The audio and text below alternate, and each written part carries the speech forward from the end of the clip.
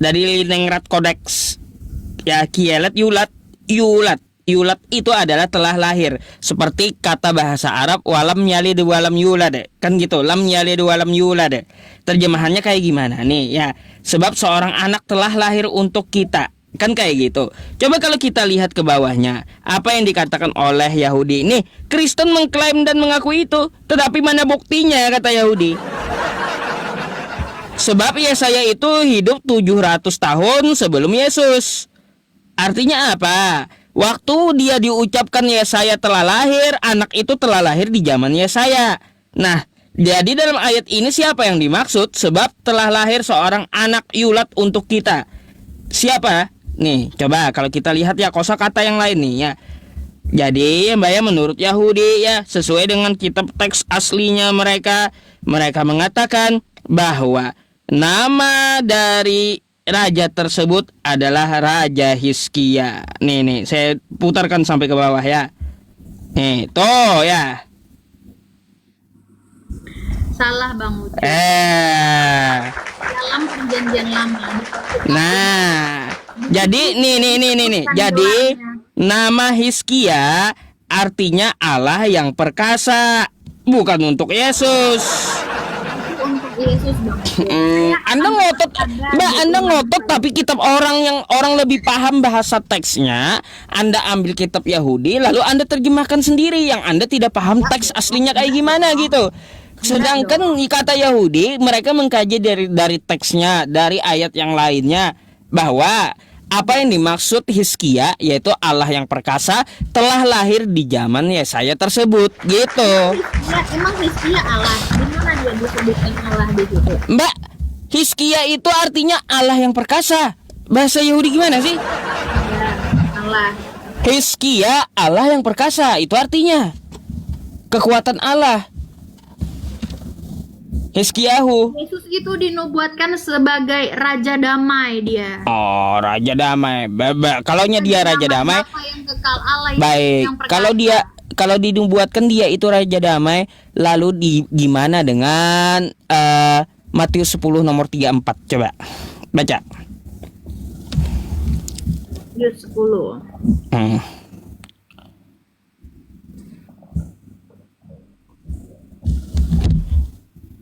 Apa kata Yesus di situ? Bacain, nyaring-nyaring kalau Yesus bawa damai.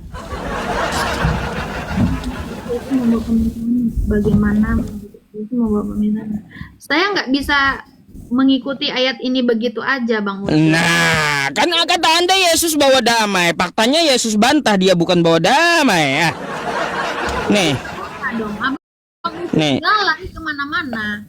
Jangan kamu menyangka bahwa aku datang untuk membawa damai. Udah salah mbaknya berarti. Ya, membawa damai di atas bumi. Aku datang, kata Yesus, bukan untuk membawa damai, melainkan pedang, kata Yesus.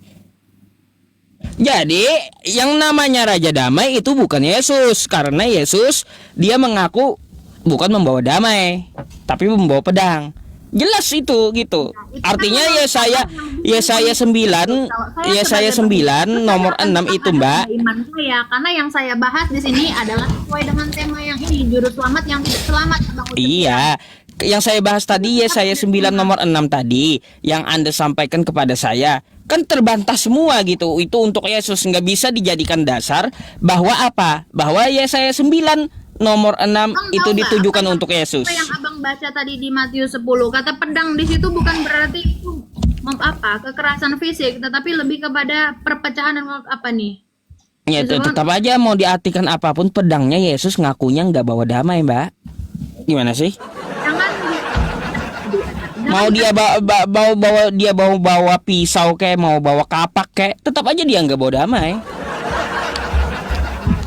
Tapi jangan kita mengartikan firman Tuhan itu sesuai dengan logika kita, Bang Ucu. Bukan logika, saya membacakan yang tertulis, tapi Anda mau nambah-nambahin. Kitab orang aja mau Anda obok-obok sendiri gitu. Gimana sih? Udah dibilang seharusnya kan tadi saya menampilkan kepada Anda dari teks aslinya, kajian dari Yahudi, Leningrad Codex gitu. Yang dimaksud Yesaya 9 nomor 6 telah terjadi di zaman Yesaya 700 sebelum Yesus itu lahir, 700 tahun sebelum Yesus itu lahir gitu. Telah lahir seorang anak yang namanya Allah yang perkasa, Hizkiyahu namanya. Bang terlalu jauh. Kita kan bahas sesuai dengan tema ini. Kenapa Anda bawa saya ke Yesaya juga? Ya karena memang itu nubuatan. Karena kan abang bilang pantaskah seorang Tuhan?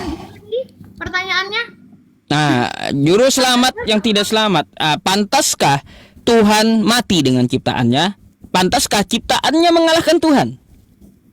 karena memang itu sudah dinubuatkan, dia memang harus mati. Di mana dinubuatkan? Untuk menyelamatkan. Mental, Mbak. Dinubuatannya di mana? Yesaya 9 nomor 6 sudah dibuktikan, bukan untuk Yesus. Seperti Abraham dulu, di zaman dulu di perjanjian lama, untuk menghapus dosa harus ada korban, harus ada korban. Ada korbannya manusia. Dengar dulu, di zaman dulu di perjanjian lama dituliskan kalau perbuatan dosa itu harus ada penebusan. Penebusannya pakai apa?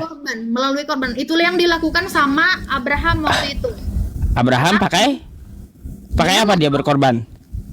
Anaknya sendiri, Ishak. Aduh, ngaco. Dia diuji. Lanjut. Apa lagi? Nah, Abraham waktu itu diuji. Abraham waktu itu diuji. Nah, habis itu? Akhirnya ada suara yang bilang, atau apa-apakan anak itu. Udah, lalu lanjut. Karena aku akan menyediakan korban bagi diriku sendiri. Pakai apa tuh korbannya? Domba. Domba, baik. Hewannya? Disediakan oleh Tuhan Oke, sendiri. hewan. Lanjut. Zaman Musa apa? Ininya? Bahannya apa? Korban tebusan itu. Intinya pada perjanjian lama itu, Bang Ucup, mereka, mana nih? Di perjanjian lama itu, Mbak, ya korban tebusan dosa itu domba, terus tai sapi. Nah, itu bisa. Bang Ucup, sama seperti yang umat Muslim lakukan saat ini. Jadi tai sapi kan nebus dosa di perjanjian lama. Sama seperti yang nggak ada di Muslim, nggak ada penebusan dosa itu, nggak ada. untuk apa berkorban? Untuk apa bahasanya berkorban? Berkorban itu perintah Allah karena perintah mengikuti milah Abraham. Apa itu? Ya itu berkorban. Ya Abraham kan berkorban untuk berkorban apa? Berkorban itu adalah mengikuti salah satu yang diperintahkan Allah kepada Abraham. Gitu. apa korbannya? Untuk apa korbannya? Untuk dibagikan kepada fakir miskin. Gimana sih? Untuk sedekah. Kagak ada korbannya ditumbalin Tuhan di situ, nggak ada.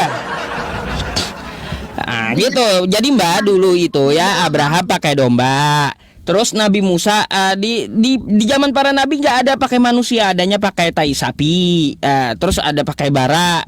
Itu korban tebusan dosa. Berkorban untuk itu, Bang Ucup. Nah, sekarang kita cari.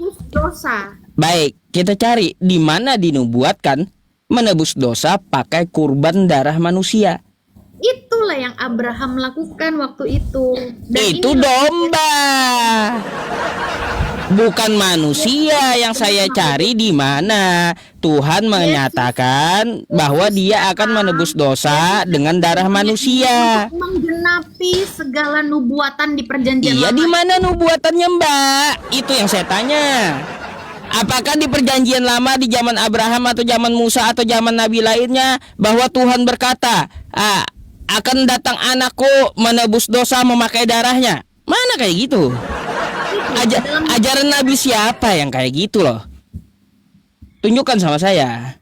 Jangan ngarang. Gak ada para nabi itu ya menubuatkan bahwa menebus dosa memakai darah manusia. Gak ada sama sekali dari para nabi. Ini udah puluhan kali saya tanyakan, Mbak. Bahkan sama pendeta Anda pun saya tanyakan. Gak ada satupun yang mampu menjawab pendeta Anda. Saya yakin bukan tidak mampu orang menjawab. Bukan tidak, karena kan kebanyakan kata mereka dinubuatkan. Saya tanya di mana nubuatannya? Kan wajar. Di mana nubuatannya menebus dosa memakai darah manusia. Yang ada dicontohkan zaman dulu pakai domba, tai sapi, pakai bara, kulit lembu. Ayo, Di mana nggak ada darah manusia, nggak ada. Gimana tai sapi? Keluaran 29 nomor 14. Mau saya bacain? Nih ya, saya bacain ya. Nih. Kait tai sapi nebus dosa loh. Nih tai sapi nebus dosa nih, ya. Keluaran berapa tadi? 29 14. Nih, baca ya, teman-teman. Tetapi daging lembu jantan itu, kulitnya dan kotorannya haruslah kau bakar habis dengan api di luar perkemahan. Itulah korban penghapus dosa. Kulitnya dan tai sapinya, Mbak. Ya. Kulitnya dan kotorannya tuh ya harus kamu bakar. Jadi Yang dibakar ini ya, kulitnya dan kotorannya, kulitnya dan kotorannya harus dibakar. Jadi tainya harus dibakar gitu. Jangan Udah- dipisahkan, Bang Ucup. Tetapi Udah daging dibilang juga itu nggak ada Mbak Krisna ya.